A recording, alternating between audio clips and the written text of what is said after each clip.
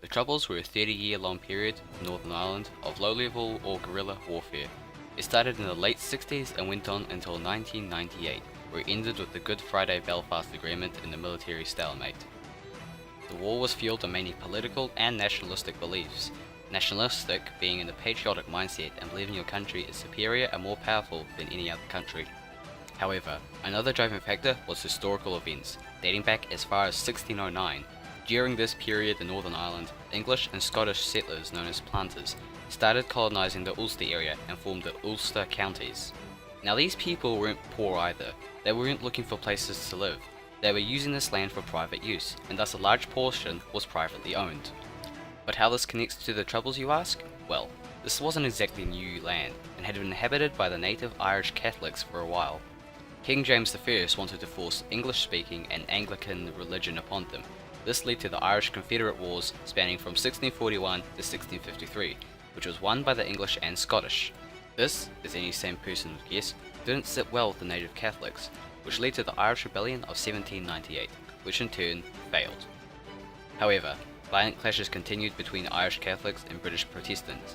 Eventually, in 1801, the Act of Union was signed, the Northern Irish government was disintegrated, and Northern Ireland became part of the United Kingdom, and it has been since. Much later, as in 1912 later, more political things to do with British Protestants and Irish Catholics led to the founding of the Paramilitary Ulster Volunteer Force, whose goal was to resist Home Rule by force if necessary, meaning to resist the native Catholics. 10 years later in 1922, civil war broke out in Ireland between the Irish Protestants, supported by the United Kingdom, and the anti-treaty Irish Republican Army, or IRA for short. The war ended a year later in 1923 with pro-treaty victory, probably due to the fact that they outnumbered the IRA 55,000 to 15,000. However, with the defeat of the IRA, they did not disband. Instead, they stayed together as an anti-treaty military, with the goal to overthrow the Protestant government and free Northern Ireland from the United Kingdom, and unify it with the Republic of Ireland. Now this is where it all leads up to the Troubles. In 1922, the Civil Authorities Special Powers Act was signed.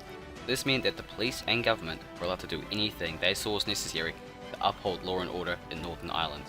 Trouble started happening and riots erupted. The pro-treaty government even tried to alienate Catholics. By this point, Northern Ireland was considered a failed political entity, even by its own Prime Minister.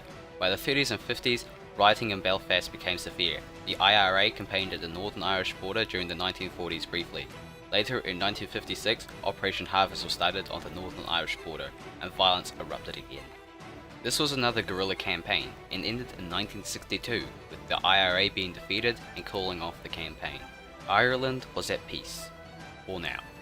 Now we are at the point in time, after 300 years of conflict, where our story, The Trouble, begins. The date for when the Troubles began has never really been confirmed. It is just considered the late 60s.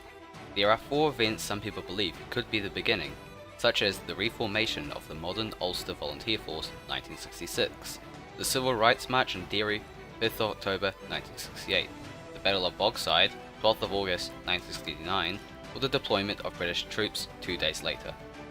Non-violent civil rights campaigns began in the Northern Ireland during the mid-60s. The group behind this was the Northern Ireland Civil Rights Association, or NIRCA for short, the Campaign for Social Justice, CSJ, the Derry Citizens Actions Committee, DCAC. They strive to achieve things such as the end of discrimination, equal voting rights between nationalists and unionists, and to stop the Special Powers Act formed back in 1922. In March and April 1966, nationalists and Republicans paraded through Ireland to mark the 50th anniversary of the Easter Rising, an armed Republican attack on British forces Easter weekend 1916, when on March 8th, Republicans bombed Nelson's Pillar in Dublin. This was taken as another uprising by the RA by the Unionists, but the RIA was still recovering from Operation Harvest from 4 years ago. Later that year, in April and May, a number of petrol bombings were carried out on Catholic homes and businesses by the Ulster Volunteer Force, led by former British soldier Gusty Spence. On the 21st of May, war was declared on the RIA by the UVF. On the 27th, John Scullion, a local Catholic, was shot dead by the UVF forces walking home. A month later, 3 more Catholics were shot dead, leaving a pub, and the UVF was made illegal shortly after.